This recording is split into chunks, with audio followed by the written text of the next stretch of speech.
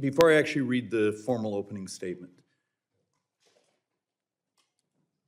my heresy in many of these discussions, is that volume awfully loud? Or is it just the feedback? Is I truly, truly believe from today through the next 30 years, our crisis in debt and deficits, spending, economic growth is demographics. And what saddens me is having taken a quick look through some of the testimony, I don't think we give enough honest discussion of the fact of the matter is, 1 in 6 Americans now will be 65 and up, and that number moves away from us, and in 15 years, we have more deaths than births. So my caveat is, if we're gonna actually make honest policy, maybe we need to be brutally honest with each other in the math. Now I'd like to introduce our 4 distinguished witnesses. Dr. Michael, is it Faulkner, sorry, I should have had that, is the chief economist and senior advisor at the American First Policy Institute. Before that, he was assistant secretary for economic policy at the United States Department of Treasury, where he advised the Treasury Secretary on domestic and international economic issues. Ms. Romina Boccia. And I should know that. Ms. Boccianina is Director of Budget and Entitlement Policy at Cato Institute, where she specializes in the budget process, federal spending, and the economic impacts of rising debt. Prior to that, she was the Director of the Grover H. Herman Center for the Federal Budget at the Heritage Foundation.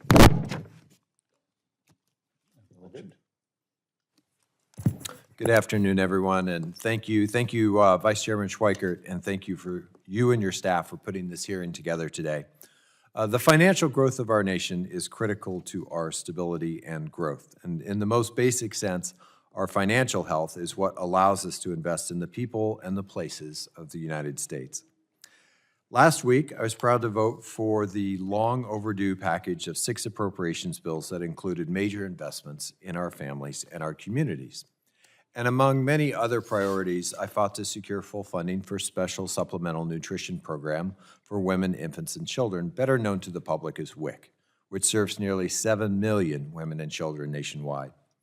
As I worked to make sure that families could put food on the table and that our housing programs had enough funding to keep roofs over their heads, there were others who opposed these investments, pointing to our deficit. It's true that our deficits and debt are expected to grow in the coming years, and we do need to take this very seriously. But that starts with being clear about where these deficits actually come from and what will actually work to help close them. Much like any family's budget, when you look at our federal budget, it's a comparison of what's coming in against what's going out, revenue and spending. And it's clear that with our federal budget, we have a revenue problem. Republican tax cuts for the wealthiest of the wealthy and biggest corporations have driven our revenue down and our debt up. To restore financial stability and rein in our debt, we need tax reforms.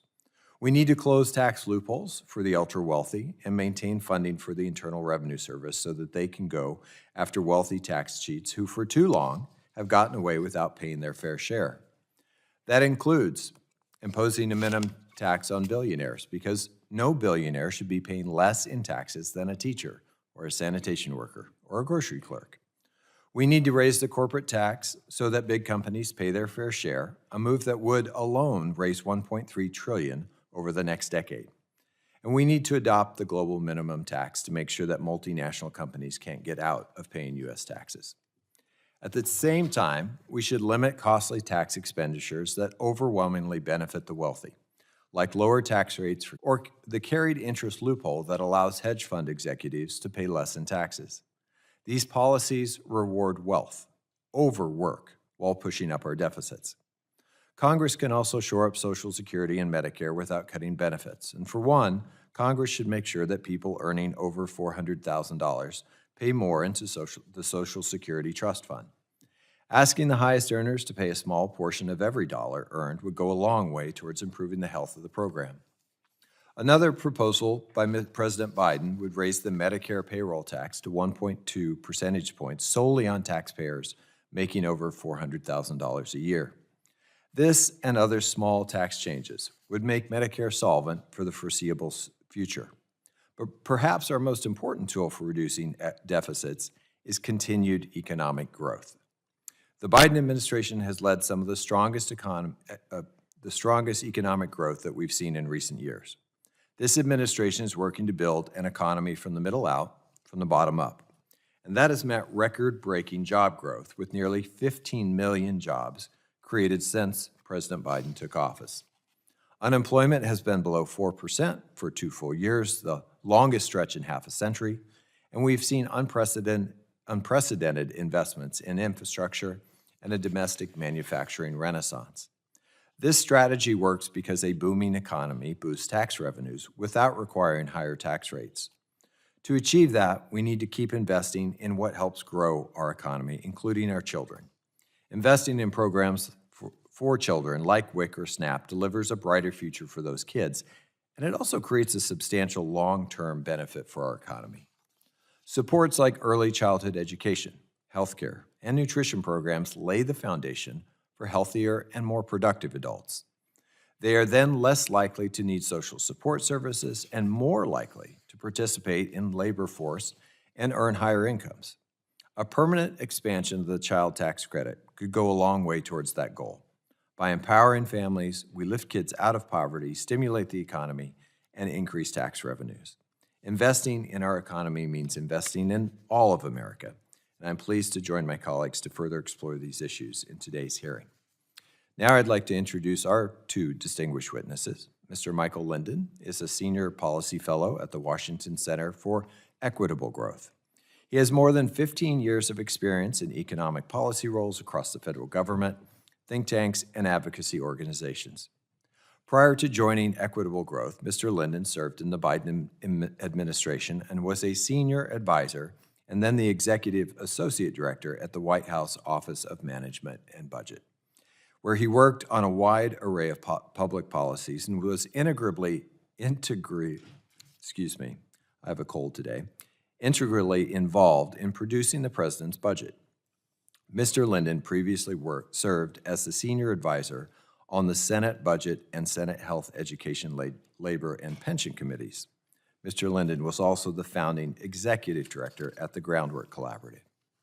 Dr. Kimberly Clausing is the Eric M. Zolt Chair in Tax Law and Policy at the UCLA School of Law. Dr. Clausing most recently was the Deputy Assistant Secretary for Tax Analysis in the U.S. Department of the Treasury, serving as the lead economist in the Office of Tax Policy. Prior to joining UCLA, Dr. Clausing was the Thurmond A. Miller and Walter Mintz Professor of Economics at Reed College. Dr. Clausing is a non-resident senior fellow at the Peterson Institute for International Economics, a member of the Council on Foreign Relations, and a research associate at the National Bureau of Economic Research. Her research examines how government decisions and corporate behavior interplay in the global economy. Dr. Falkland, 5 minutes.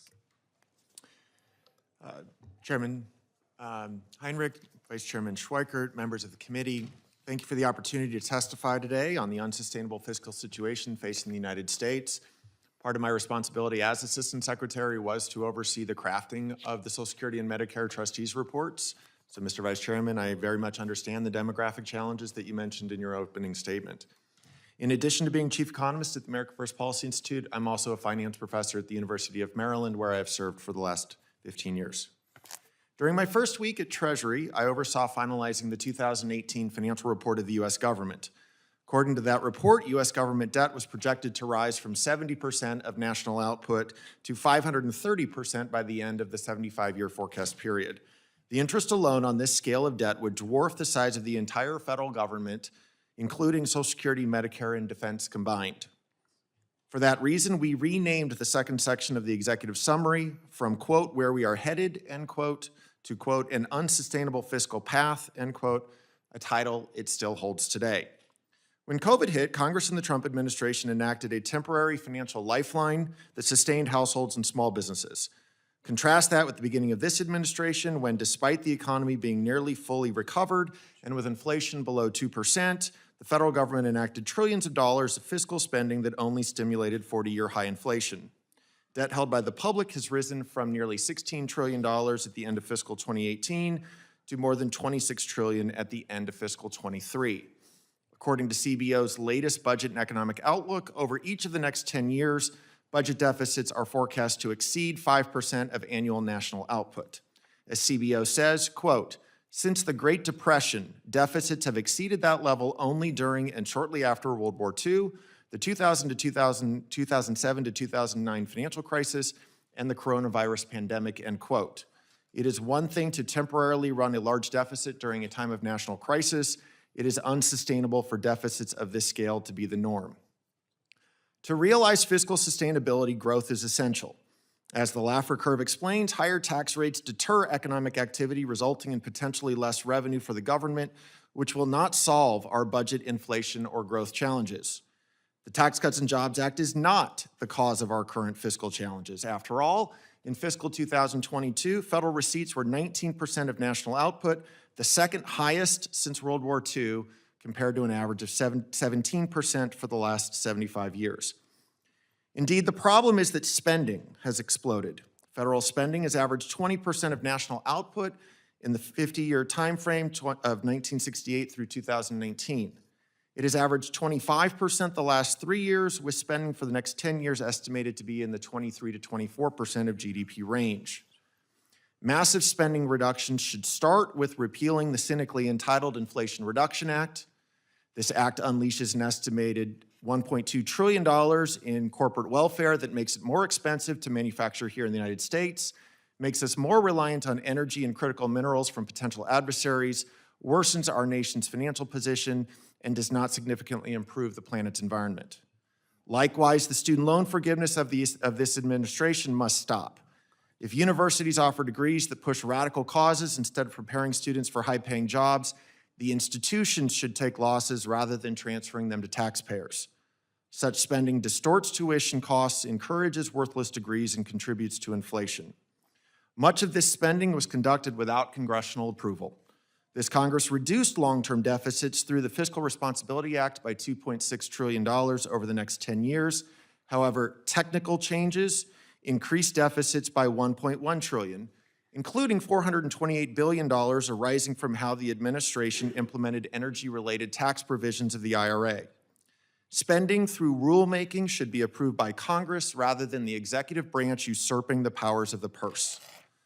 Additional deficit reductions would arise if government benefits helped Americans realize their potential rather than permanent dependency, from reducing the bloated government bureaucracy, and from increased energy and mining activities on federal lands that would generate significant royalty income. Finally, let me say the impact on the American people of higher debt is not limited to a potential economic recession or higher future taxes. Rising 30-year mortgage rates have resulted in the monthly payment for a $250,000 mortgage rising from approximately $1,000 a month in January of 2021 to more than $1,600 today. The best way for us to improve access to home ownership for young people is to get interest rates back down, not to provide subsidies that cause housing unaffordability to worsen. Thank you for including me in today's important discussion. I look forward to answering your questions.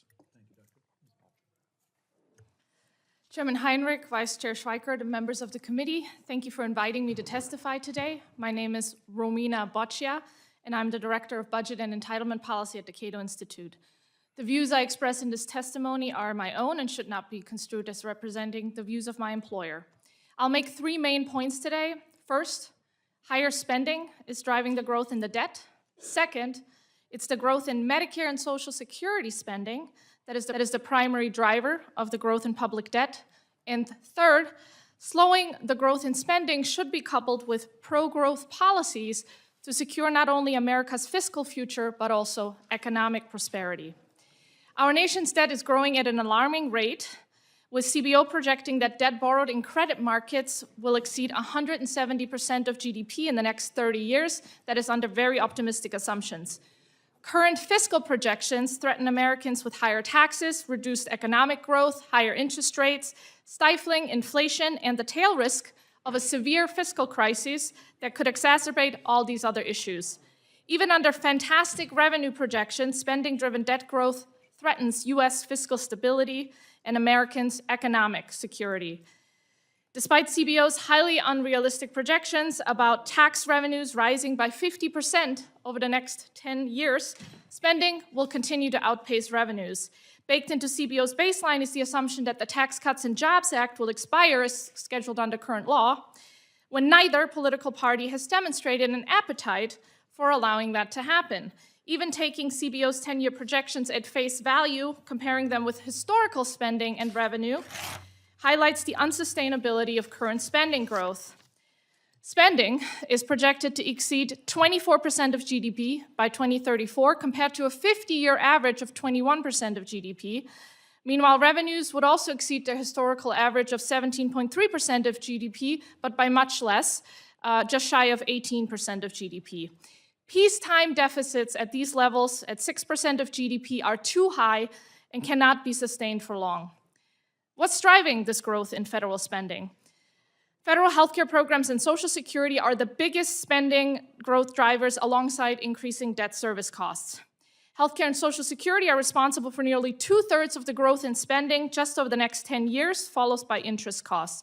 Over the 30-year spending window, Social Security, healthcare, and interests continue to pose the biggest spending pressures, threatening to drive federal spending to an unprecedented 30% of GDP, from a 50-year historical average of 21% of GDP. That would be a massive expansion in the size of government that could only be financed by higher taxes on all Americans, not just the wealthy. There isn't enough money at the very top of the income distribution to make that math work.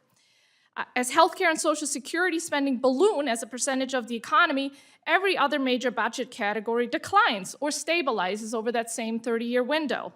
Looking out yet further to the financial report of the US government, it details how Medicare and Social Security's unfunded obligations are responsible for the entire unfunded obligation of the federal government. That's right, the 75-year gap between non-interest spending and revenues of close to $80 trillion can be attributed to Medicare and Social Security alone. So the key drivers of rising US deficits and debt are obvious. Congress cannot effectively address the short-term or long-term growth in the federal debt without slowing the growth in old age benefit programs and in healthcare spending, or massively raising taxes on all Americans, bringing the US closer to European-style tax levels. As Congress seeks to address these problems, legislators should not lose sight of preserving the economy's capacity to grow. Short-sighted policies that raise taxes on investing and work could undermine debt stabilization if such policies dampen growth. Spending-based deficit reduction, historically, especially targeted social and entitlement programs, is most effective at sustainably reducing deficits. As bleak as the US fiscal outlook is, there is light at the end of the tunnel. The House Budget Committee recently passed the Fiscal Commission Act, which seeks to stabilize the debt over 15 years, educate the public on the nation's deteriorating fiscal state, and improve the Medicare and Social Security's trust fund solvency over a 75-year window. This is a positive step. It would be even more promising if Congress designed a fiscal commission based on the successful Base Realignment and Closure Commission, or BRAC, with independent experts, executive involvement, and fast-track authority to allow for default adoption of a commission plan.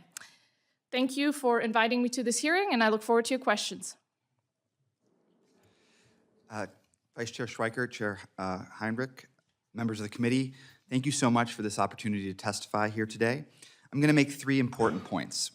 First, I'm going to agree with my colleagues that rising debt poses real risks, but I'm going to note that those risks are inherently uncertain in both timing and magnitude, which is why prudent fiscal policy should take a risk management approach. Second, there are both good ways and bad ways to manage fiscal risks. Policies that support broad-based economic growth will help reduce fiscal risks without causing unnecessary harm. And finally, to the extent that fiscal risks have risen in the last decade, the primary culprit is in fact the tax cuts that have dramatically reduced federal revenues. But let's begin where everybody agrees. Debt as a percent of our economy cannot rise forever without there eventually being some negative consequences. Many economists reasonably worry, for example, that an ever-increasing debt load could result in higher interest rates or could crowd out private investment and lead to slower economic growth, among other plausible risks. However, there is little to suggest that our current debt levels are causing any of these potential harms right now, but there is a risk that any or all of them could come to pass in the future as debt continues to rise. Risks are, however, by definition uncertain, and it's important to approach questions of fiscal sustainability with a degree of humility. Projections may be wrong. Fiscal risks have been overstated in the past, and there is very little agreement or strong evidence on the magnitudes of the risks we actually face. For example, many economists have long believed that higher debt would necessarily mean higher interest rates. But in fact, the observed relationship between publicly held debt and interest rates is the opposite of that. Debt rates today are still much lower than they were in the 1980s and 90s, when debt was significantly lower than it is today. Similarly, a traditional concern is that more government spending will crowd out private investment. But the evidence for this concern is also quite mixed. Some studies have found a significant effect, while others have found almost none. And in fact, recent economic evidence has suggested that there is in fact a crowding in effect that can happen, where private investors follow the public sector's lead and total investment goes up, not down. To be clear, the lesson here is not that there are no risks from rising debt, but rather that the magnitude of those risks from higher debt is really uncertain. That's why I believe the prudent course is to take a risk management approach. Prudent and responsible governance means neither ignoring risks nor making drastic changes to eliminate them entirely. It means taking appropriate steps without causing unnecessary harm now. After all, it would be a very poor swap to trade the uncertainty of potential damage at some time in the future for the certainty of major damage today. That's why the best way to reduce risk without causing harm is to enact policies that promote and accelerate shared, broad-based economic growth. After all, we can reduce our debt to GDP ratio by expanding GDP. And we know, for example, that investments in early childhood, like WIC, for example, and in scientific research, are going to pay enormous dividends, expanding our economy and make it easier to reduce the risks posed by increasing debt. The converse is also true and worth explicitly mentioning. Policies enacted in the name of fiscal risk reduction that slow or impede growth, either by cutting productive investments or by increasing inequality, are not only harmful on their own merits, but are also likely to fail at their stated goal. As we consider risks and how to reduce them, it's valuable to understand which policies have in the past increased our risks and which have reduced them. Simply put, the primary, if not sole reason that the debt projections are currently rising rather than falling is because of tax cuts. If not for the series of tax reductions enacted since 2001, the debt as a percent of GDP would be on a downward trajectory, not upward. In fact, the CBO now projects that total federal primary spending as a percent of GDP will be lower, not higher, than when it projected the last time it foresaw debt on a downward trajectory. So if debt is now rising instead of falling and spending is lower than expected, then the primary culprit is lower than expected revenues. Healthcare spending, in particular, has grown much more slowly than expected, not faster, and CBO now expects that we will spend about $5 trillion less over the next 10 years than it thought back in 2012 when the debt was projected to be on a downward trajectory. Those trillions of dollars in savings, however, will be more than wiped out by trillions of dollars in tax cuts. CBO now expects that revenue will be $15 trillion lower than what it expected back in 2012. So we may be spending $5 trillion less on healthcare, but we're also spending $15 trillion more on tax cuts, roughly half of which goes to the top 5% of households.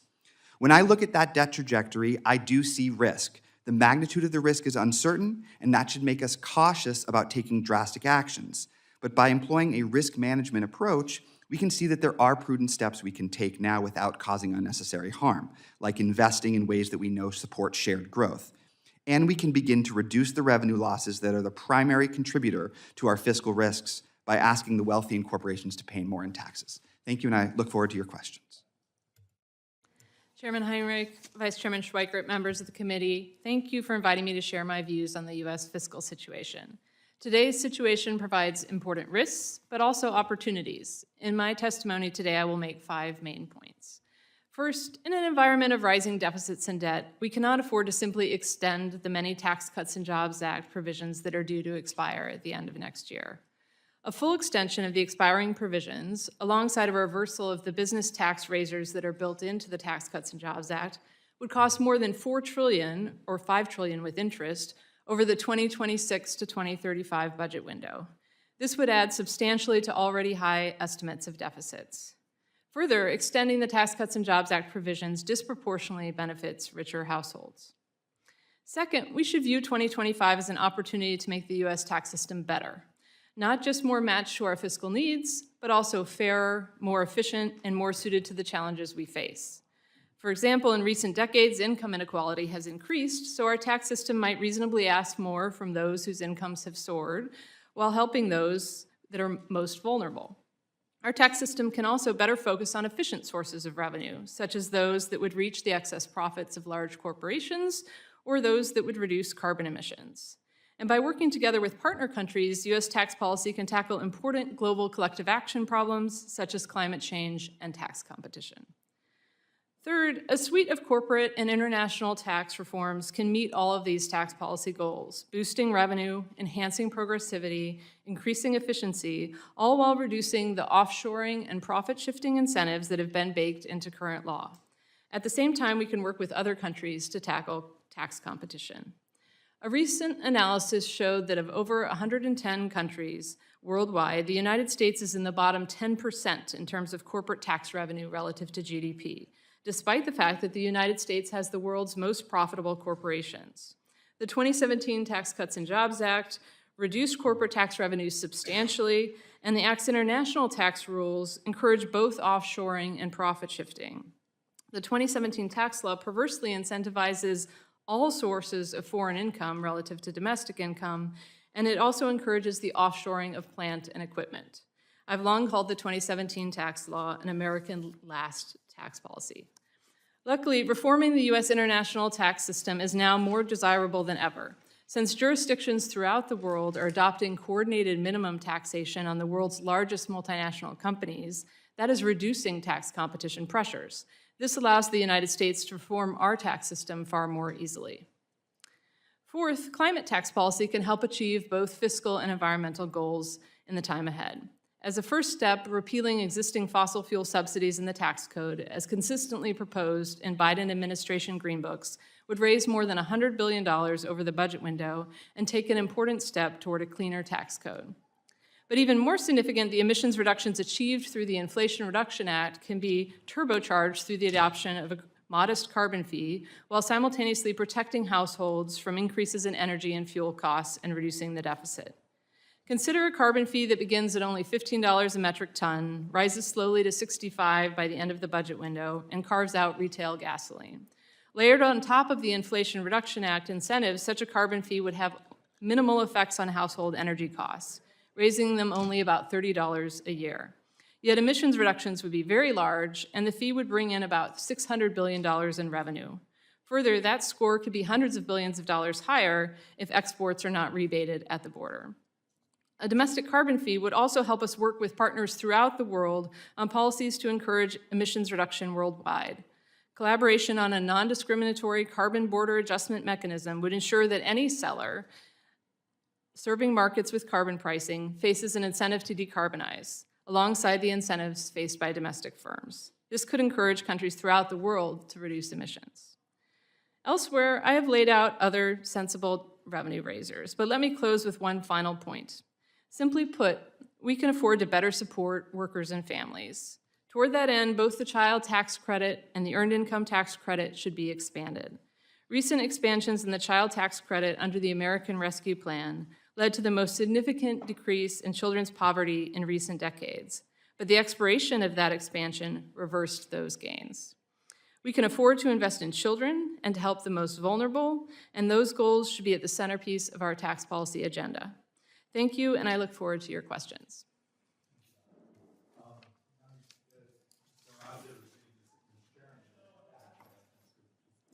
I want to ferret down some things. And yes, I'll learn to hit my talk button. Doctor, just off the top of your head, what's the most you think we can take in receipts, revenues? It's technically, it should be called receipts. 20% of GDP, 20, what, just give me a number. If you look at the last time we balanced the budget, which was at the turn of the century, we were taking about 20% of GDP, and I think that's quite attainable. Okay, so you think we can get up to the 20, all right. Dr. Falconer, and consistently, we've shown that CBO's numbers seem to be missing what's actually going on. And it's, as Mr. Linden said, you know, the fear of the black swan, I will argue right now it's the white swan. We see it coming, but we're not adopting policy sets to deal with that. I actually have, and you all know Brian Riedel, you know, one of the papers he wrote, a couple months ago, basically doing tax maximization of everyone over $400,000, everything from income to estate to up and down, and then doing some economic effects. He was only coming in with about 1.5% to GDP. How is it possible then to get to these numbers when you start saying we're going to get up to 20? The president's budget, I think, is at 20.3% of receipts to the size of the economy. We've already seen the papers from other academics saying you can only pick up another point and a half, maybe if you're optimistic at 2 points from those over 400,000. What am I not understanding? And please understand, the run rate on this fiscal year right now, if you do total gross borrowing, I think we're borrowing close to 9.6% of the entire economy. What am I not understanding? So if we look at taxes as a percentage of GDP since World War II, as was just mentioned, the year 2000 was the highest on record, and that was because we had a massive run-up in equity markets that gave us some one-time capital gains taxes that were not repeatable. The second highest was the year 2022, when we realized 19% of GDP in the form of receipts. So if you are going to only put those making above 400,000 on the table as those potentially going to pay higher taxes, and you extend the Tax Cuts and Jobs Act for everyone below $400,000, as you said, you're coming in with another 1 to 1.5% of GDP. That doesn't get us to the level that you're talking about, which, as I said, is above the highest level we've ever seen. In order to get to those rates that CBO was projecting 12 years ago, you have to assume massive increases in middle-class taxes from bracket creep that Congress would not have undone. That's, if you are going to go after where there's significant revenue, you're going to have to go well below $400,000 by not inflation adjusting many of the areas where tax rates get modified. And I'm going to apologize because I always screw up. Baccia? Yes, thank you. Is this the argument, and even when I read the testimony from our Democrat witnesses, isn't the reality into the decade you're heading towards a VAT tax? That is one possibility, that you raise an entirely new level of taxes. I agree with Dr. Falconer that it would require higher taxes on middle-class Americans. I think that what we concede here is that if we believe that on the best prospect, the government could raise about 20% of GDP in revenue, and yet we know that spending is projected to grow to 30% of GDP in revenue, that we need to find spending reductions. And there are many ways that we can slow the growth in the main drivers of spending growth, which is Medicare and Social Security, without cutting benefits for current beneficiaries, including indexing initial Social Security benefits to wages, at least for higher income earners, if not for everyone, rather than, to prices rather than wages. And for Medicare, there's a lot of opportunity to introduce market forces that would provide quality care at lower cost. And none of these require benefit cuts to current beneficiaries, just slowing the growth of future benefits. I want to first also thank you for your support of a debt and deficit commission. I think we actually talk around each other often, and we don't tell each other the truth. We've had a running discussion, and I was sort of saddened that no one here, if diabetes is 33% of all healthcare spend, wouldn't actually taking on some of the afflictions in our society actually be one of the most moral and most effective ways to actually take on both debt and deficits, family formation, economic growth. But because it's not part of our talking points, we often never look for, it becomes binary, raise taxes, cut spending. And the point I wanted to try to make, and tell me if my math is wrong, so taxing folks over $400,000, you pick up, let's say, another 1.5 of GDP. For those of us on the cut side, there's a 1.5%, without redesigning major entitlement programs. And if you have a run rate, look, I know CBO said we're going to borrow 5.6% of the economy this year, but so far the current run rate is over 9 this year, because the current borrowing at, what, $95,000 a second, we may borrow 2.8.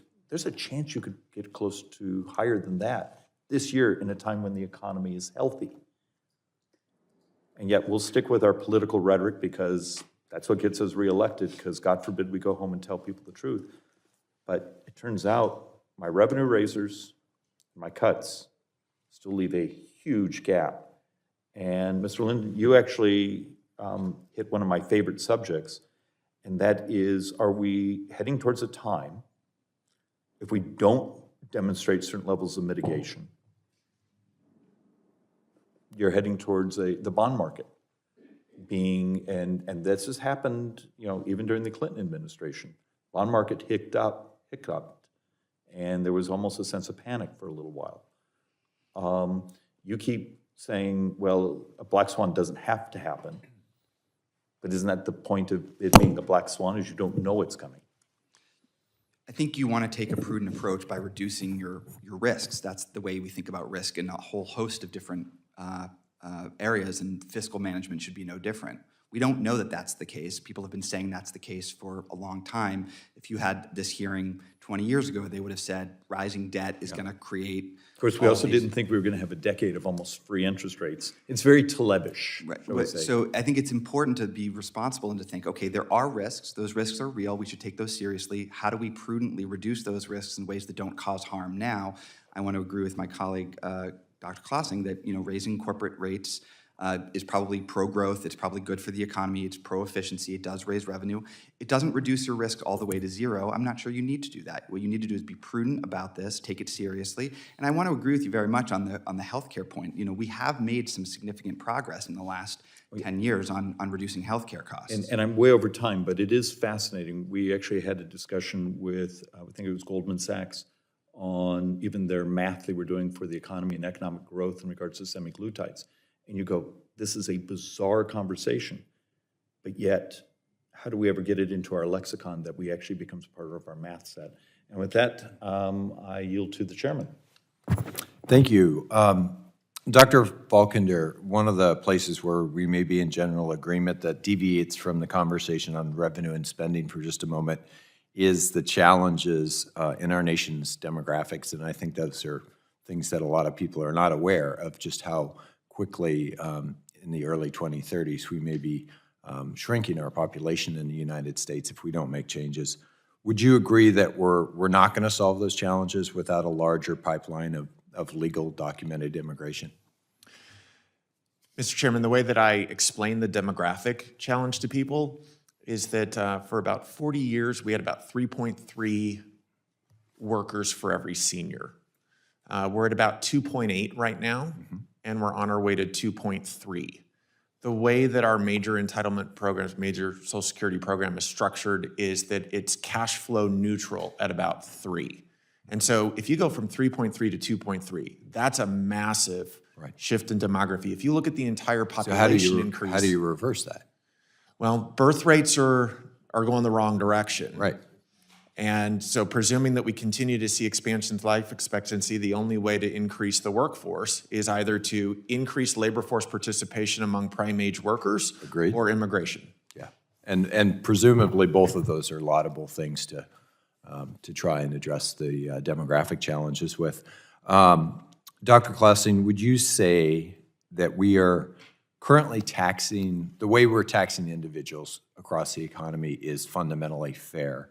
In other words, like who's paying their fair share, who's not, who maybe is paying more than their fair share. would you call our individual tax structure equitable? There are elements of our tax structure that are progressive, but there are other elements that are much less fair. One example would be the treatment of capital income relative to labor income. As soon as you earn even $1 of labor income, the payroll tax starts, and as you earn more and more, you climb up the federal income tax brackets. But there's a lower tax bracket structure for capital gains and dividends, and many of those sources of income aren't taxable at all. If you hold your asset until death, in fact, you can avoid capital gains entirely. So our system as a whole really is favoring those who inherit income or who have large savings stocks already relative to those who work for their income. Mr. Linden, at a related point, our tax code often rewards wealth over work, and it lets the wealthiest Americans pay less taxes than teachers and firefighters. So how do the economic impacts of a lower capital gains rate or the carried interest loophole for hedge fund executives compare to some of the benefits from investments that presumably help grow our GDP, investments in families through things like universal child care or an expanded child tax credit? And how should you weigh those against each other? That's a great question. Thank you for that question. You know, for a long time, I think there was there was an argument that lower capital gains taxes would produce more investment or more growth and more jobs, and that has not been borne out in the economic evidence really at all. That theory persists. People still talk about that, but there's almost no empirical evidence for it. On the other hand, we have a lot of empirical evidence for what happens when you invest in early childhood in particular, and many other areas as well, but I'll focus on early childhood. The returns of every single dollar invested in early childhood across a range of things, early childhood education, nutrition, healthcare, those benefits far outweigh the costs over time for economically speaking. I'm always hesitant to claim that things pay for themselves because it's very hard to know over time. But if there's anything where the evidence is really strong, it is early childhood education. Dr. Klossing, let me go back to the Tax Cuts and Jobs Act again. How much of an effect would extending the provisions of that bill have on the deficit in your estimation? And, you know, do you have opinions on what portions we should let expire and which, if any of them, we should keep? Yeah, so what I did to estimate was to simply take CBO numbers and inflate them to the budget window that we're looking at. So assuming this negotiation happens in 2025, we're looking at the 2026 to 2035 window. And if you look at both the individual extensions for everything that's set to expire, including pass-through and individual rates and estate taxes, and you also add in business reversals, there's a bunch of business tax increases that are baked into Tax Cuts and Jobs Act, and there's already, in fact, a legislative attempt to extend some of those that has passed the House of Representatives and is now being considered by the Senate. So if you add those in as well, you're at about $4 trillion over 10 years, and if you add interest to that, it's more like $5 trillion over 10 years. Now, the Tax Cuts and Jobs Act did have some features that I think are useful that one could keep. For instance, I think having a higher standard deduction and a higher child tax credit coupled with the loss of exemptions is a reasonable way to structure the system. Fewer people itemize, it's less complicated, and it's a solid reform. But there are a lot of parts of Tax Cuts and Jobs Act that are simply unaffordable to extend or unwise to extend. At the top of the list, I would put the Section 199A deduction, which is complicated, inefficient, also highly regressive. More than 50% of the benefits go to those in the top 1%, and the bottom half of the population only gets 3% of the benefits from that 199A deduction. But also, I don't think we need estate tax cuts that benefit only the richest 2 in 1,000 estates. And I think we should seriously consider letting the rate structure expire as it is, because it's simply an awful lot of money that disproportionately, again, benefits those at the top who benefit from every step of that rate structure. Great. Thank you all. Thank you, Mr. Vice Chairman. Well, thank you, Mr. Chairman, and thank you for our witnesses for being here. Our nation's kind of at a tipping point. I mean, we're nearly $34.5 trillion, or actually we're over $34.5 trillion in debt. And I count public and intergovernmental debt, not just the public, because nobody's going to say that they're not going to pay Social Security recipients or not going to pay the military retirement. So intergovernmental debt is debt that has to be paid by the taxpayers. We're currently, as the chairman said, borrowing $95,000 a second, roughly. In 2023, the debt increased by $2.6 trillion in that 365-day period. And we're on track to be over $36 billion by a year from now. And it's irresponsible spending, really, that's impaired the nationals in credibility and starting to affect the national security now, and in addition to saddling the next generations with the huge burden of debt. We were elected to find legislative solutions to the debt crisis in this country, and that means we need to rein in reckless government spending and return to regular order. I want to just mention that we haven't passed all 12 appropriations bills on time since 1996. It's both Republicans and Democrats at fault. Omnibus spending and even minibus spending, although a step in the right direction, continues to keep this body in a never-ending spiral of spending more money with these bloated spending bills. And on our side of the aisle, my colleagues and I tend to try to balance a budget in 10 years. We focused on that with the Budget Committee and work there. But since I've been here in the last almost 7 years, it's more and more difficult to accomplish that in a 10-year window. Yesterday's budget released by President Biden just pushes us further down the wrong path. I mean, if we think our debt's now, if we follow the plan proposed by the president, which it even includes tax increases, our national debt would be $52.7 trillion in 10 years. Mr. Chairman, I'd like to submit for the record my op-ed entitled 3 Ways to Treat America's Debt Pandemic. In it, I outline that's not just our national debt, but that's a problem, but that household debt has also reached a high of $17.5 trillion this year. Families are struggling to pay their debt because of the inflation and because of taking on credit card and other debt is only exacerbating that national fiscal crisis. Dr. Falkender, it seems that there are correlations between personal finances and our national fiscal situation. The inflation from Bidenomics has created a troubling economy for working families. They've taken on more debt, and we're facing higher interest rates, while at the same time, the federal government's spending more that's bringing in and having to figure out how to pay higher interest rates on its debt. What are some of the public policies that have caused this, and how do you think, or is there a relationship between personal and national finances? Sure. So if we think about the economy that was in place in January of 2021, we were seeing a nice recovery from the pandemic. We had recovered by middle of 2021. We had returned to both the economic output prior to the pandemic and the level of employment. And yet at the beginning of the Biden administration, an additional $2 trillion of fiscal stimulus was thrown into an economy that was largely already recovered.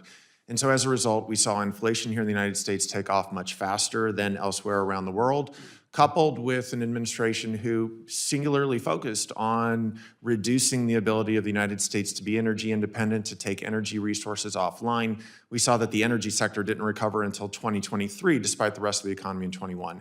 So all of those things stimulated demand at a time that we were curtailing the ability of the US economy to fulfill that demand. The natural result is inflation. Now, the Federal Reserve then came in late to the party in order to try to curtail some of the excess, the really low interest rate environment that was in place. And in order to catch up, they increased interest rates extremely quickly. We saw mortgage interest rates go from about 3 to about 7%. So not only are American households now facing 30% higher energy prices, 20% higher food prices, but the interest rate on a 30-year mortgage has, as I said, taken a $250,000 mortgage from about $1,000 a month principal and interest payment to over $1,600. And the lowest income amongst us are the ones that are hit hardest by it, because shelter, energy, and food comprise a much larger portion of their consumption than any other demographic. Yeah, I'm just so concerned about, as you mentioned, inflation is such a burden for so many individuals, and we've got to get that under control. We have to have good fiscal policy and not excessive spending over our revenue that brings that in. And speaking about revenue, I just want to say one quick comment, Mr. Chairman, is that I do want to correct the record on Tax Cuts and Jobs Act. We have consistently brought in more tax revenue than what the Congressional Budget Office estimated after the Tax Cuts and Jobs Act was passed. In 2023, we saw almost $300 billion more in tax revenue than what had been estimated by the CBO. In 2022, it was over $900 billion, and in 2020, it was over roughly 280. So the revenue has come in because of the economy moving, and that's one of the things that we've got to keep in mind as we look at having good pro-growth policies. Thank you, and I yield back. Dr. Klossing, I wanted to ask you about what you referred to as American Last tax policy. And so specifically, I wanted to probe 2 points of this. One is you say that, this is like footnote 6, if you want to get real technical. You say early evidence suggests that the Tax Cut and Job Act's incentives created increased foreign investment, which I think would be the opposite of making America great again. It would actually be helping our foreign competitors. Can you tell me more about that evidence? Yes, absolutely. Encourage offshoring and profit shifting. One is a 50% discount for foreign income relative to U.S. income. And the second is an exemption completely free of U.S. tax for the first 10% return on foreign assets. If you think about those two in concert, they lead to incentives to both move plant and equipment offshore, because then the first 10% return will be completely free of tax, which isn't true, here in the United States, and to book as much profit as possible offshore, where we'll get a 50% discount. And it's actually a little more perverse than that, because even if you have income in a high tax country offshore, or at least a medium tax country offshore, you can use the foreign tax credits from that income, combine it with your income in haven jurisdictions, and still get to half the US rate. So you'd rather have income in France or Japan than you would have it in the United States too, because it'll generate those foreign tax credits to offset tax due on lower tax jurisdictions like Switzerland. So I represent about 700,000 Americans. How do they benefit from increased foreign investment? There are benefits to international capital and international trade, and I've written a whole book about that. But I don't think we want a tax system that puts a thumb on the scale in favor of the foreign relative to the domestic, right? We also benefit from having these investments here at home, and from jobs and the other things that go with plant and equipment, right? So when you're looking at kind of like the bang for the buck of what we got from all of those corporate tax cuts, I think that money would have been much better spent on some of the investments that Mr. Linden referred to, like the early childhood education. My second question is about competition policy, which has been a big focus of the Biden administration. My colleagues on both sides of the aisle love to talk about small business and how they're so pro small and medium business. How does the Tax Cut and Jobs Act affect competition policy? In other words, the corporate tax base is very concentrated. So when we reduce corporate taxes, who gets helped among businesses and who gets hurt?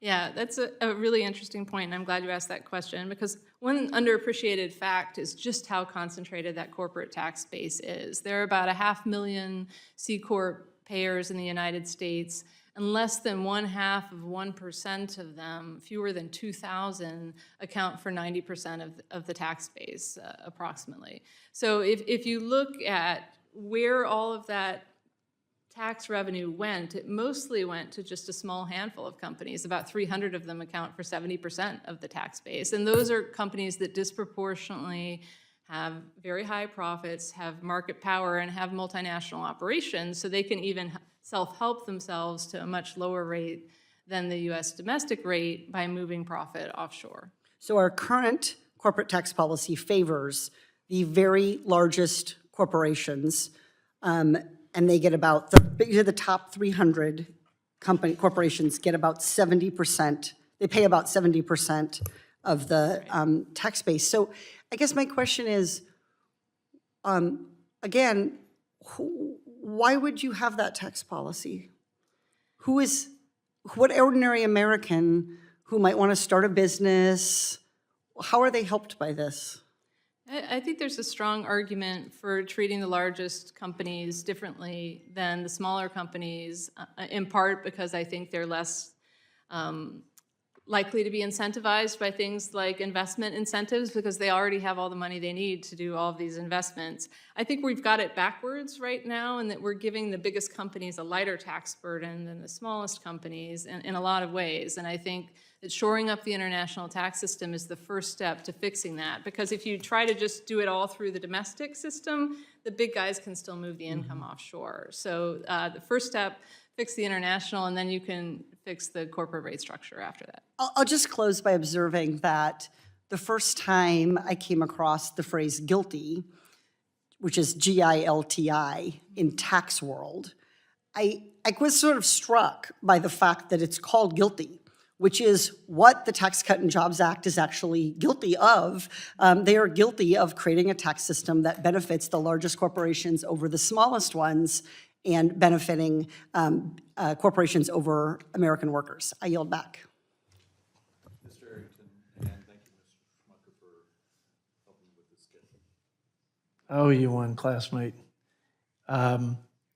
So I didn't plan on delving into tax policy, although I think it's important when we're looking at the prospects of staving off a debt crisis and growing the economy, which reducing spending, growing the economy. Tax policy is inevitably and should be a conversation. But I think we got to get the facts right here, and I'm not sure the facts as I've heard them line up. As a Ways and Means Committee member, we brought in record revenue to the Treasury after the Tax Cuts and Jobs Act. Dr. Faulkner, is that correct? We saw record R&D investment and capital, by trillions flowing from overseas to this country. And do you know why? Because we had the highest corporate tax rates in the free world and the not so free world. Like communist China had lower corporate tax rates than the United States of America. Listen, it's not the gospel of Jesus for me to suggest that a tax rate is at one point or another, but I can tell you this, just from West Texas common sense, we cannot grow this economy, and we cannot have our job creators in the United States be competitive if we have the highest tax rates in the world. Now, I would hope we could all agree on that, regardless of where we negotiate the right place. We're not even in, I don't even know that we're in the top quartile. Maybe we are. I think we're more in the middle now and not dead last. And it's amazing what TCJA did. Was it perfect? No. Like I said, I'm not dogmatic about it, but the lower rates for individuals benefited the lowest income families and individuals. That's a proven fact. The people who benefited on the individual tax rate side were those at the lower end. And here's another fact.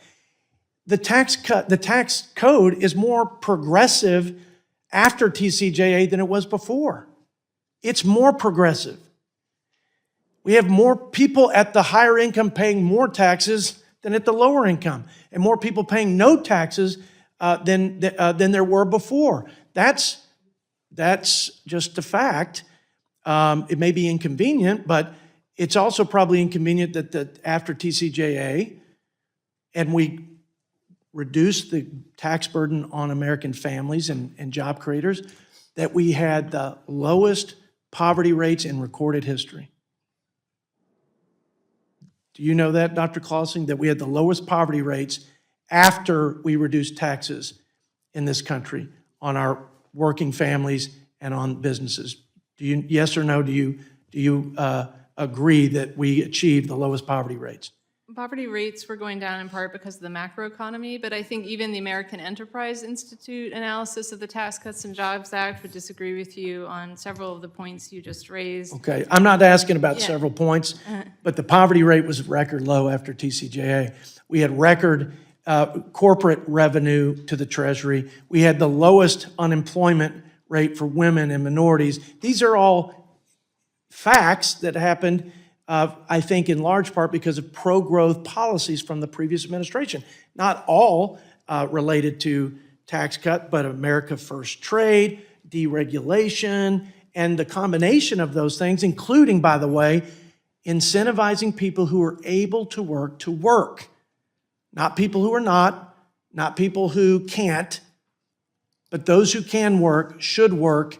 And so because one of the big constraints for growth is a labor shortage, which is a whole nother conversation. But we're certainly not going to solve that when we're paying people more to stay home than to go back to work. And that's certainly what happened during ARPA and some of my Democrat colleagues and their policies, whether they intended that or not. Listen, I don't know a single person in this country that I've talked to who is well-informed, who believes that the level of indebtedness record for this country, that the fiscal path in terms of deficits and the projections from CBO of $120 trillion on top of the 34 believe this is sustainable and are not terrified at the prospect of a debt-related crisis. Not any objective or serious person believes that, including our Democrat witness from our fiscal State of the Union in this very room, Mark Zandi from Bloomberg Analytics, and other nonpartisans like our Comptroller General who worked under both Democrat and Republican. Every one of them said, and granted, Democrats have a different set of solutions and strategies. There's probably some middle ground, and then we have ours, but no one, and I'm sorry, Mr. Chairman, I'll end with it, no one thought that we were okay, that we could sustain the level of deficits and debt, and that there wouldn't be a payday someday and one that would be irreparable and even catastrophic. I haven't met anybody that in this hearing room, at that dais, that witness table, saying anything to the contrary. With that, I yield back. I apologize. Thank you.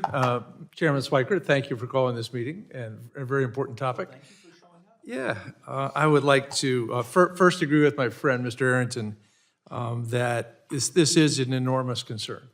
And I don't know that all of us share it, but I've been worried about the deficit for a long time, and it's only gotten worse and worse and worse. I do want to point out that the lowest poverty rate happened after COVID, when we spent $800 billion on unemployment insurance. We did economic impact payments. We did PPP loans, where businesses throughout the world were held harmless and often made millions and millions of dollars. And we got child poverty down to 5.2, 5.3, and then most of those went away, and it went back up to 12.7. But government funding was a huge part of that. It was also a pretty huge part of all the money that corporations were paying in, because they had unprecedented profits as the profit margins were tripling and quadrupling. As a car dealer, I can tell you ours tripled and quadrupled too. But that's neither here nor there. I didn't come to beat up on the TCJA. But I do want to thank Dr. Klossing for always being so good to us, for your service in the administration, in and out. But we do have, because the TCJA is expiring, we have the opportunity to fix a bunch of things, including a corporate tax rate, which could easily have been 26.5 and gotten almost all of the gains that we had before. I specifically, though, we had a great Ways and Means dinner last night with the Dem side on Pillar 2 and trying to understand that. And we regularly hear from corporations that they want to preserve a tax code that's competitive relative to the rest of the world.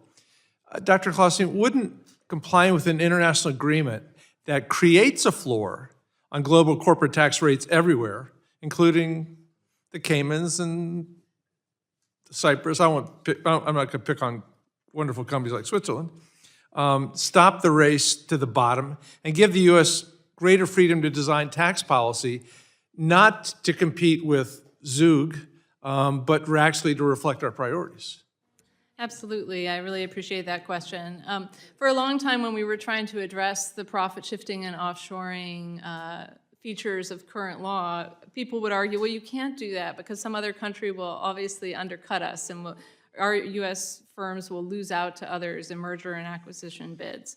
But lo and behold, we now have this international agreement coming into effect throughout the world that already covers more than 90% of the in-scope multinational companies, that raises the bottom from 0 to 15%. That gives countries like the United States a lot more freedom to address these longstanding problems without worrying about these competitiveness concerns. And it's exactly what the business community has been asking for a long time to help level that playing field. Great, thank you very much. Mr. Linden, you talk a lot about risk management, which is a wonderful way to think about this. I believe we should move towards fixing this budget deficit, but when you figure that 80% of it is things that every American wants, that even people like Donald Trump say you can't touch, and we don't want to military. So we're looking at 8 to 10% of the budget to try to fix a problem that's much larger than that, especially because all that's our investment in our kids and things like that. So we turn to revenues. And that, of course, is my problem with my dear Republican friends, is they won't look at it. The president had in his billionaire's minimum income tax, which Steve Cohen and I have been co-leading. And he talks about other things, step up in basis, moving gift tax rates to where they were before, moving estate tax rates to where they were before. But my Republican friends will say, no, the wealthy job creators won't be able to create jobs anymore. How do you see that from a risk management framework? Yeah, I appreciate that question. I want to make 2 points. One is that it's true that, as some of my colleagues said, that spending on things like Social Security and Medicare have gone up over time as the population has aged. We've talked about that a little bit in this hearing. And those are commitments that we've made to America's seniors that are, A, popular, as you said, broad bipartisan support for those policies. They work, they reduce poverty, they reduce senior precarity. They're popular for a reason. And critically, we used to have a tax code that was able to finance the increase in costs. And instead of maintaining that tax code or building on it, we cut taxes repeatedly. And that's why now, even though those costs are rising, the debt is now rising with it. It didn't have to be this way. We could have chosen to simply finance those commitments the way we were before. Now we are in a bigger hole and we have to dig our way out of it. But the first thing you do when you're in a hole is, stop digging. So stop cutting taxes for people at the top. And that brings me to my second point, which is, look, at the end of the day, where does economic growth come from? Does it come from the titans of industry sitting in boardrooms deciding how many jobs they're going to create in a day? No, it doesn't. It comes from customers, it comes from workers, it comes from families doing their best from day to day. And that's where you want to invest. That's why we see the evidence that we do, that investing in middle-class families and low-income families produces broad-based economic growth. It doesn't come from giving tax cuts to people at the very top. Yeah, and Mr. Chairman, if just for 10 seconds, my Dr. Falkender was nodding his head no on the tax increases. I just want to say that as somebody who's kept the dealership books since 1975, I remember figuring tax rates out at 75% until we get to 1986. Somehow we kept growing and surviving. So they have gone way, way, way down from where they used to be.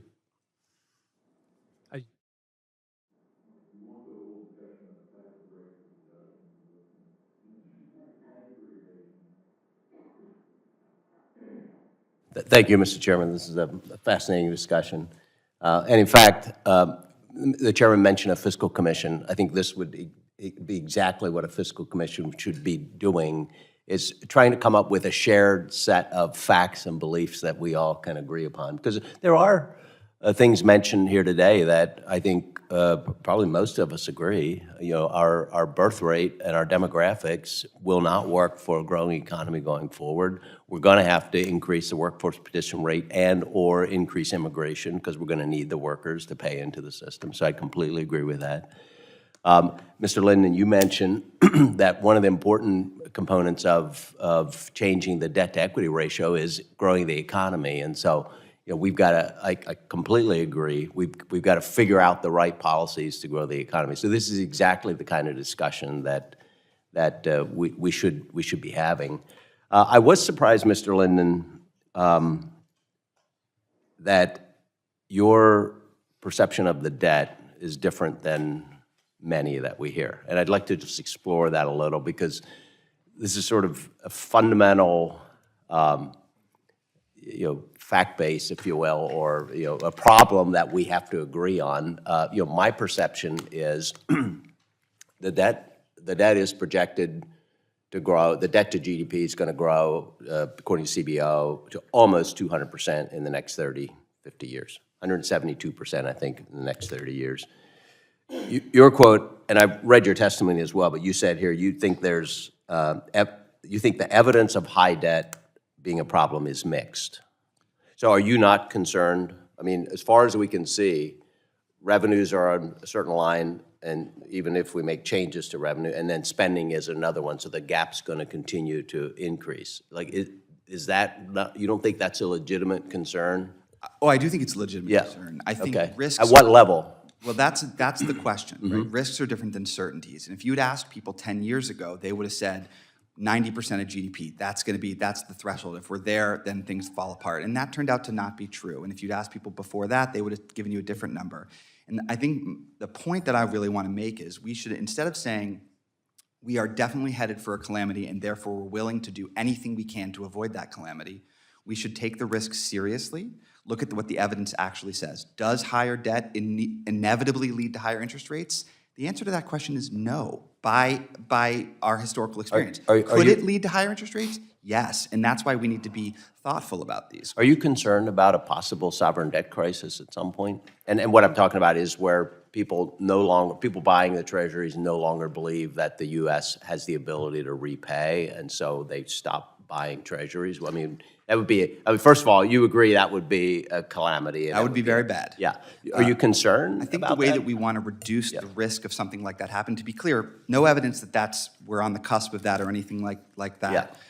But it's a risk, and we should take risks seriously. And like we do in any other area of our life, we should measure those risks based on how likely they are, how big they are. I wish we had more time, and I'd love to give the Yeah. two of you a chance. And what I'm looking for, and I can point me in the right direction, you know, we have, I don't know, you all read Ray Dalio's book, I don't know, but like there are plenty of examples of countries and empires that have risen and fallen. And my perception, at least, is often it's because of their fiscal policies. You know, you had the British Empire for centuries, you had the Dutch Empire, and they're gone. I'm concerned this could happen to America. And so what have any of you looked at history and tried to extrapolate like where we are and where we're headed if we don't change course? I mean, Mr. Lin and you obviously aren't as concerned, but I'd be interested in hearing from the two of you as well. So, Congressman, my read of the literature on the 90% figure is that countries have not had financial crises, debt crises below 90% of GDP, debt to GDP ratios, that they have all occurred above 90. Now, it does not mean that once you hit 90, you hit a debt crisis. It just says that's where they happen. Japan's been above 200% for a while, but Japan has a much higher savings rate. Now, the US has the world's reserve currency, which means that our threshold is going to be higher. The challenge that we have is that we don't know where the threshold is, and it will be a moment, it'll be a crisis of confidence moment, and you don't know what's going to spark that. I testified a couple of months ago with a former Treasury colleague who now runs the Penn Wharton budget model. And his testimony was that we don't know when, but 20 years from now, there will be no interest rate that will clear the Treasury bond market. At the best, 20 years from now. I don't want to find out what that looks like, and that means we need to get our fiscal house in order today. If I can just add one point, one of the risks is that we might end up in a scenario where we have what's so-called fiscal dominance, where the Federal Reserve no longer makes policy based on containing inflation, but on the basis of supporting the Treasury in continuing to finance government spending should it become difficult to borrow from bond markets. And there what you're looking at is we had a fairly recent experience with that, very high rates of inflation, recurring bouts of inflation, which create uncertainty in the market and cause a lot of harm and pain for exactly the types of populations that can bear that risk the least, which is why I think that it's very encouraging that Congress is advancing the idea of a fiscal commission to have those discussions before a fiscal crisis or another unexpected calamity forces legislators' hands. I'm apparently out of time, but thank you. Maybe we aren't as far apart as initially we would, it sounded, but. Yeah, I know, I'm out of time. Thank you. Have at it. Mr. Smucker, you're out of time. Thank you, Vice Chairman Schweikert, the staff. Thank everybody for being here today. The latest CBO budget forecast held debt for the public to increase from 99% GDP in 2024, 116% as the groundwork by 2034. What is important to acknowledge that these trends are not set in stone. What can we do? The American people are depending each and all of us to come together, find solutions. We have to increase revenue, and we have to extend the solvency of social supports. And of course, we have to yield good returns. So we can by, one, I think, reforming our immigration system. Mr. Smucker touched on it. Two, making the ultra-wealthy and corporations pay their fair share. And three, increasing workers' ability, as was mentioned, to join our labor force, boost revenue, balance the budget for the long term. This leads to my first question, Mr. Linden. The Penn-Wharton budget model, which I'm pretty familiar with, having been involved in it from the beginning, states that exempting applicants with advanced STEM degrees from employment-based green card caps, exempting them from those caps, would reduce the federal budget deficit by $129 billion over 10 years. The CBO then projects 5 million more immigrants. I love immigration. 5 million more immigrants would add an additional $1 trillion to our tax revenue over 10 years. That's real money. Can you speak to the impact that this reform would have on our labor force and revenue, and how this could drive our local and national economies, protect Social Security, Medicare, Medicaid for generations? Mr. Linden. That's a great question. Look, I think we should ground ourselves in some basic facts, which is that right now we have the highest labor force participation rate in the United States for prime age workers that we've seen in 20 years. Yep. And we've talked about some of our demographic challenges. We know that those are real, and they don't have to be challenges. They just are what they are. The American people as a whole are getting older, and we can help expand our economy with more workers.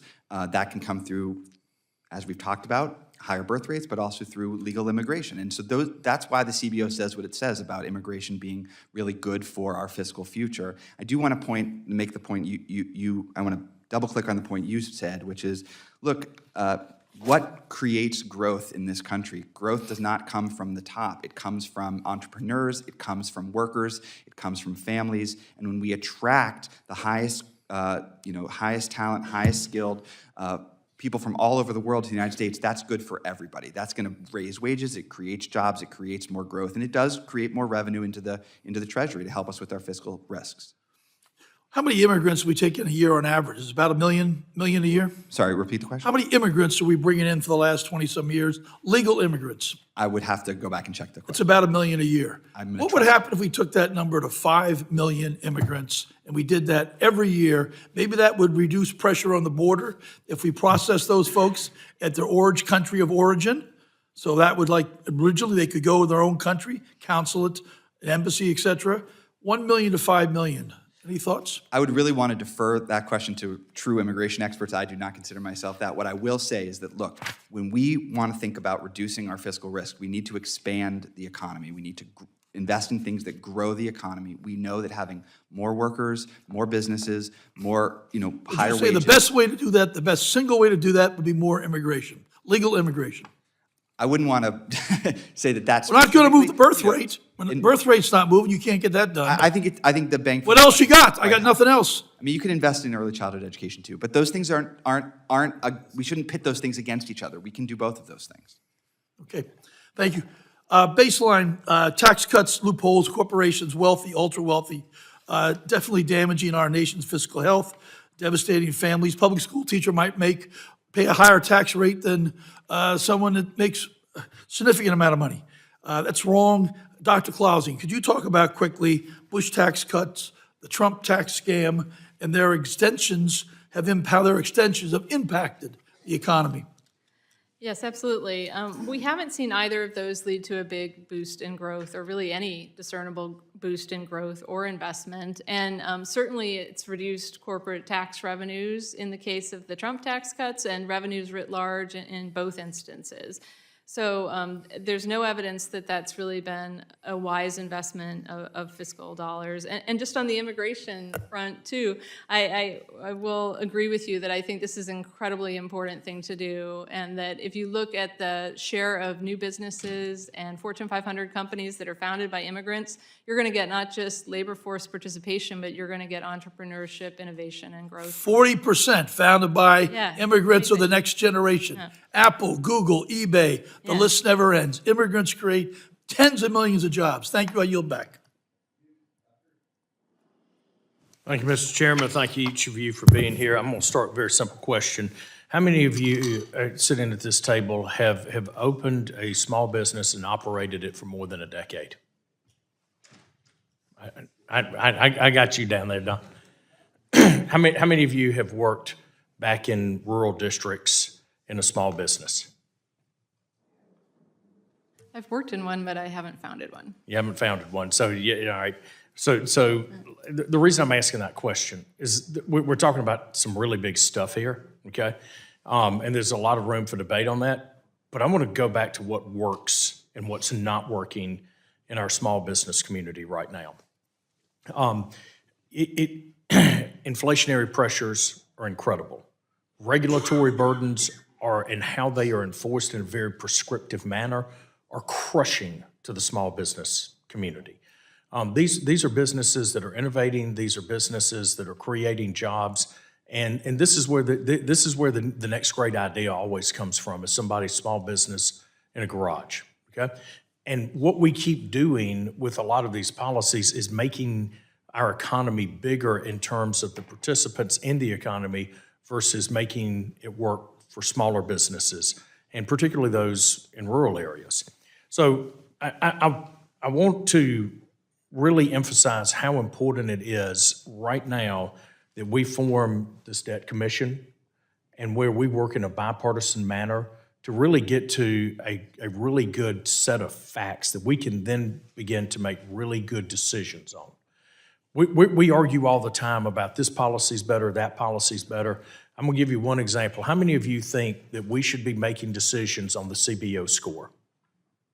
The Congressional Budget Office scoring of when we do policy, how many of you think that we should actually be using that number as the basis for our decision? Okay, it is wildly wrong. If you take a CBO score and go out 10 years, it's wrong every time in their 10-year estimate, almost every single time. They use static scoring instead of dynamic scoring. Let me give you a perfect example. On paper, if you look at the Affordable Care Act, it said that we would have better access, better utilization, better outcomes, and lower cost. Well, let's look at where we are based off of CBO scoring. The first question is America healthier now than it was a decade ago? The answer is no. Are costs up or down? Costs are up. We may have better access, but do we have better utilization of the system? The answer is no. If you look at the CBO scoring as it relates to the Tax Cuts and Jobs Act, how many we had greater than expected revenues coming in from that? Does anybody argue with that? I think that's not right. You don't think it's right? So No, we have record revenues coming in. No. Okay. Last year's revenues were 16.5% of GDP. It's worth noting, yes, of course, in the year before that, there was a record year, but that was, as my colleague noted, kind of an aberration. 16.5% of GDP was the revenue. That's one of the lowest in recent history. In 2000, before the Bush tax cuts and the Trump tax cuts, How do you factor in inflation into the GDP? Does that skew it at all? No, it doesn't, because it's the nominal amount of revenue raised divided by the nominal GDP. It's 16.5%. All right.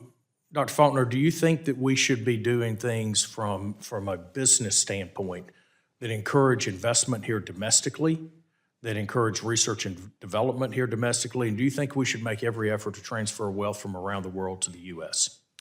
I think we should be creating a business environment that is competitive globally, and so this is where I'm going to just greatly disagree with some of the other panelists, because if you look at the pre-TCJA world, if you operated a business here in the United States, you contemporaneously paid a 35% corporate income tax rate. In TCJA, we brought that down to 21%.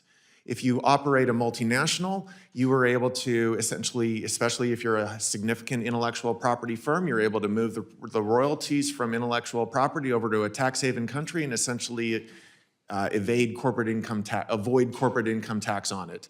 And so by implementing GILTI, we took the tax rate on foreign IP profits from essentially 0 up to 11%. So it seems to me that prior to TCJA, it was 35 for a small company located here in the United States or a domestic company doing something here versus essentially 0. Instead of 35 versus 0, it went to 21 versus 11. That encouraged domestic activity, not discouraged. Mr. Chairman, may I make one, I know my time has expired, may I make ask one more question? We're in this battle right now. If you're running a business, particularly a small business, there is limited revenue stream, okay? You can do elastic pricing models, you can raise prices to a certain point, but then consumers cannot afford that. You've got to create headroom in there for a business to operate, to be creative, to take risks, to make investments. Would anybody on this panel, if the answer is raising taxes, would you simultaneously be willing to greatly reduce the regulatory burden, not necessarily the goals of what you want the regulation to be, but the prescriptive nature in which those regulations are applied to multinationals as well as small businesses? I think there's room for streamlining some regulations, but, I wouldn't take them to zero. I think they serve a very useful purpose in some. Yeah. But there's room to streamline, yeah. Thank you. Thank you. Thank you for your indulgence, Mr. Chairman, to go back. Well, that was interesting.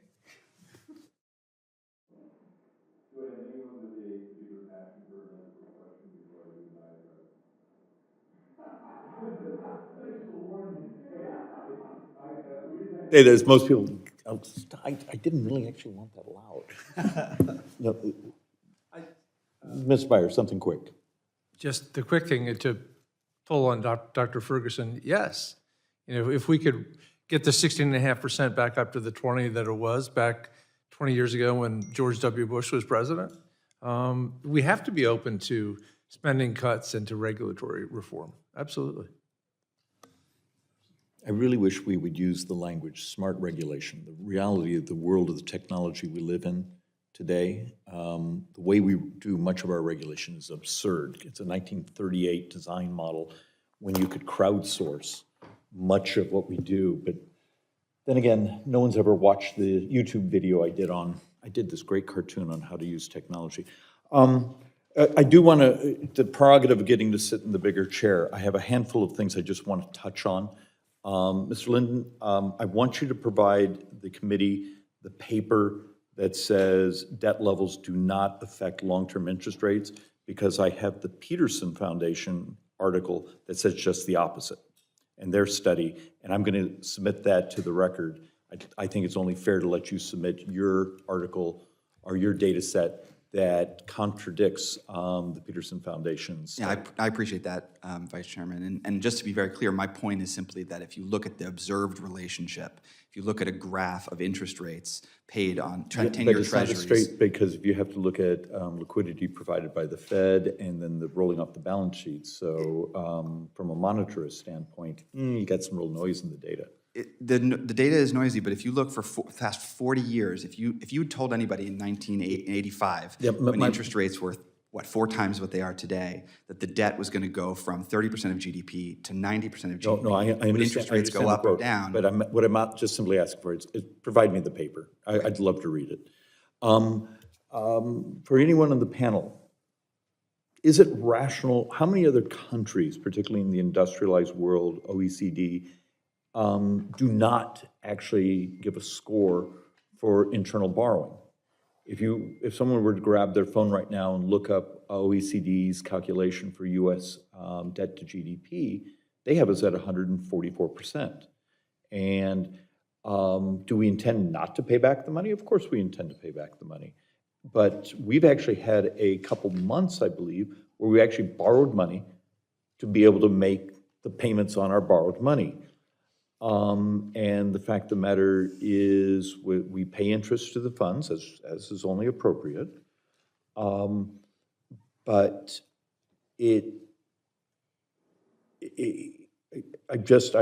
this goes back actually to my finance classes back in the dark ages.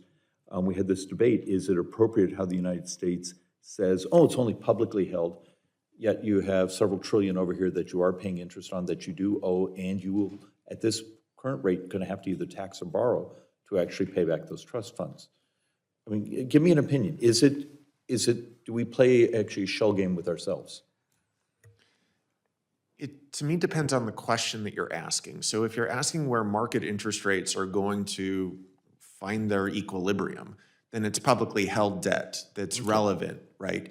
But if you want to understand what are the long-term obligations, as, again, somebody who oversaw the trustees process for Social Security and Medicare, we very much want to make sure that the revenue stream that comes from the trust fund's assets are incorporated into the expectations of being able to finance Social Security and Medicare. So depending on the question you're asking, it's going to vary which Okay, measure so it's that more you the look at. unfunded liability, and Mr. Lynn actually sort of This is a almost really great touched- point. Almost touched on this, Yeah. actually, when you were talking. To be very, very clear, so we're all clear, CBO's long-term projections essentially do that. They assume that all obligations in Social Security and Medicare will be fully paid regardless of the status of the trust and fund. that's what- but So that's- the you're sort of publicly making my held point. debt, the publicly held debt projections in the CBO's projections are an accurate reflection of our obligations. And that's why publicly held debt is the right way to think about it. It's not that the intergovernmental debt is not real. It absolutely is. I completely agree with you. Those are real obligations that the government will have to pay. But it is fully captured in the CBO projections of publicly held debt. Yeah, it's, but in realizing that every month we've been functionally, it is a effect of our current borrow, because I don't think we have, other than government employees, really any major trust funds that are actually growing. All of them are bleeding, and so now each are a negative draw. And I don't think there's a complete understanding here that, we're going to bleed out the Social Security Trust Fund over the next 8-9 years. So one way to think about this, Vice Chairman, is if you snapped your fingers today and said, instead of financing Social Security through a trust fund, we were just going to finance everything through the general fund. I'm not saying we should do that or shouldn't do that, but just as an exercise to think about this. You said, no more trust fund, we're going to get rid of the intergovernmental debt, but we're not going to change a single benefit, and we're not going to change a single tax policy. Would that change the projections? No, the budget long projections run at all? stays exactly the same. Exactly the same. But it stays exactly the same because those trust funds are basically gone. Right, because we already assume that we will, those projections assume that we will pay those obligations. Yeah, well, of And so course, no. that's why it's very important to, I don't focus on the intergovernmental debt for economic reasons, because the obligations are fully captured in the debt projections. Okay, Mr. Byer, and no, do this. I actually like the conversation model. It drives the poor witnesses insane, but it makes me happy. Well, as long as I just wanted to, I read a number of interesting articles over the weekend about how we've gone from a global savings glut to a global savings drought, that it is drying up almost everywhere. And I'd be really interested, I don't know who to ask the question to, about what you think that's going to end up doing to interest rates. It's actually a brilliant question. So there's been an interesting hypothesis that one of the things the pandemic did is it changed people's willingness to delay consumption. So if you think about the savings rate, sorry to get really finance professor nerdy on you, but savings is essentially the compensation for deferring consumption, right? And so to the extent that people equate consuming now versus consuming later, that's going to drive your interest rate in equilibrium. Now, if what the pandemic did is it made people think more about today because tomorrow, so much because of death, but because you may all of a sudden be locked down for 2 years, we're seeing this much greater desire to, there seems to be a less sensitivity to things like spending on vacations. People are willing to do it because you never know when you're going to get locked down. That means that there's going to be a savings reduction, or you're going to have a higher interest rate in order to induce the same amount of savings to finance the outstanding debt. And so that's the hypothesized relationship as to why we may see that this reduction in savings, to the extent that it's explained by this change in behavior, could lead to a higher equilibrium interest rate in order to compensate people for the savings that necessarily funds debt. Did that make sense?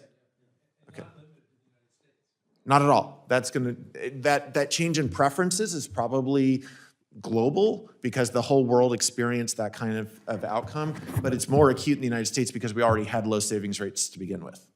I would add a further point, and that is that, as the Vice Chair mentioned earlier, this is also a demographic reality, because one thing that also happened during the pandemic is that more older individuals that could still work decided to retire early. And so you have a large population moving into the consumption phase of their life, of their later years, rather than continuing to produce, invest, and save. So we must not lose sight of the fact that This is also, the pandemic pulled forward the effects of the aging society on our macroeconomy, and this is reflected in lower savings. And what that will result in is that there will be less capital available for investment, so we should be extra careful when we think about raising taxes on capital that will affect investment, because we no longer have the benefit of the savings glut we had previously, which offset some of the pressures from higher government borrowing on interest rates. We benefited from this for a very long time, but that period is likely over now. All right. My last comments, and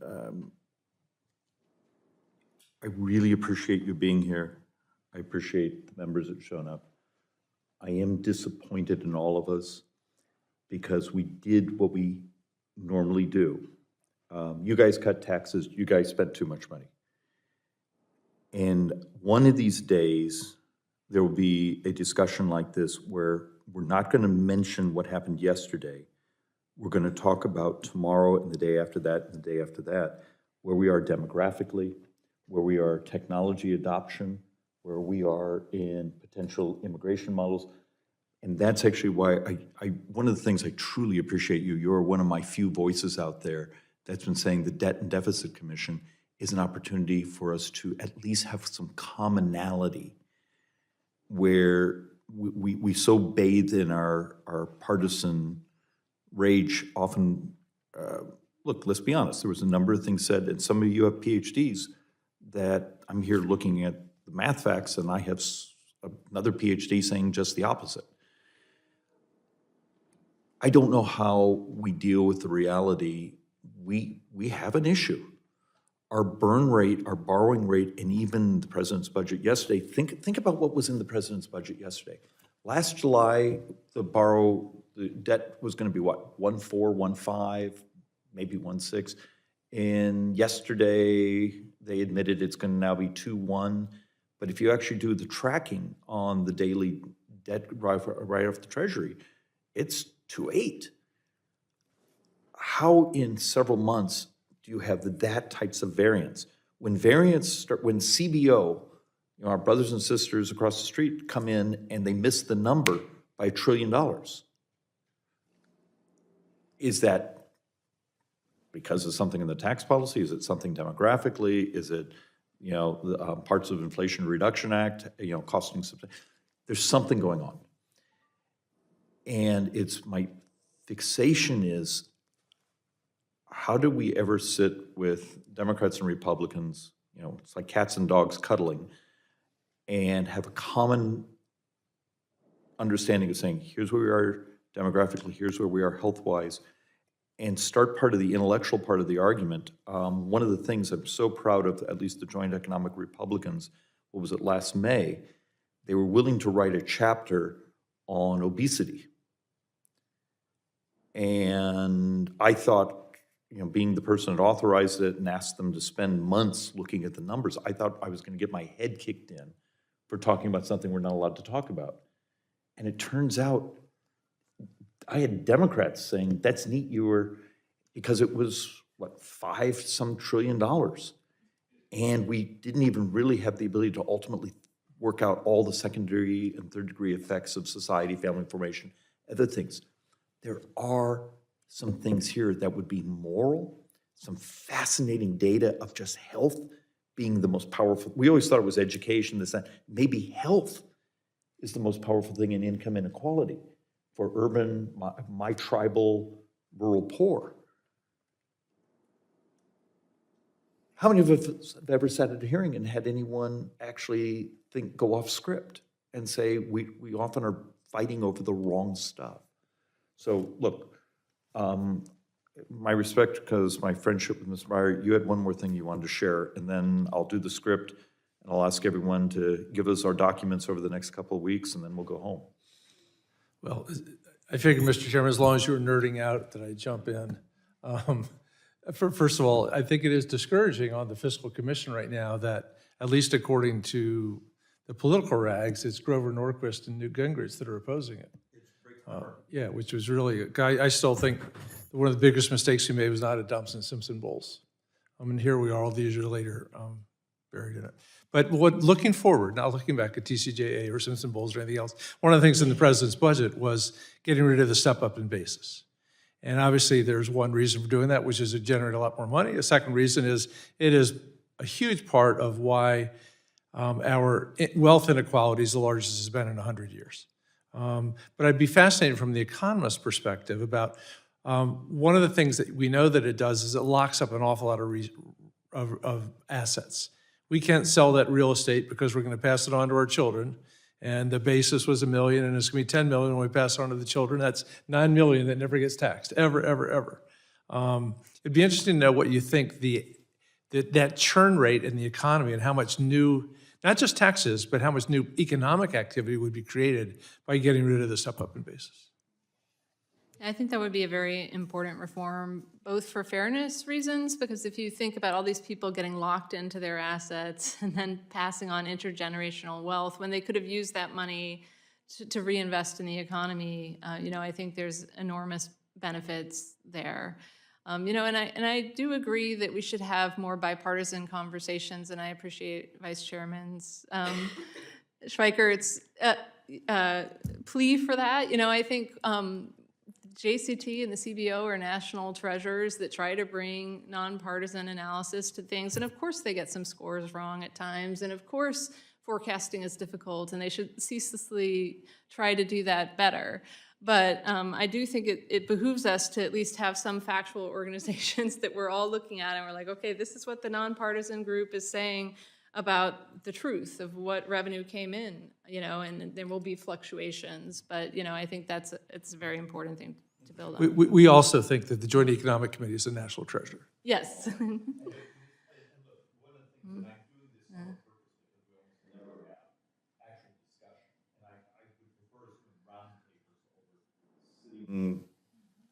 With the barriers here. To Mr. Byers' step-up in basis. I have an economic paper somewhere in one of my binders. I have this bad habit of being a pack rat. That was talking about one of the reasons you might have less turn in the economy, even though basis has the adjustments and the 1031s and some of the other things in there, is because so much of your growth in your basis is actually inflation. So do you sell an asset and pay taxes on something that's, your reinvestment is also now at a new higher basis, because how much is true appreciation and how much is just inflation?